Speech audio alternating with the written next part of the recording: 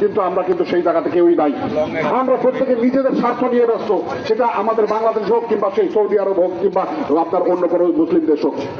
আমি আশা করি professor doctor Mohammad Fazlul হক লোক তাকে বক্তব্য দেওয়ার জন্য human rights, human rights, democracy, human rights,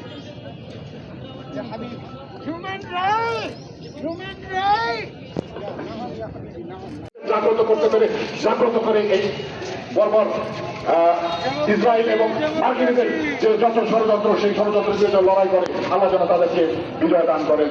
ধন্যবাদ সকলকে, ধন্যবাদ। আসসালামু আলাইকুম রহমতুল্লাহ।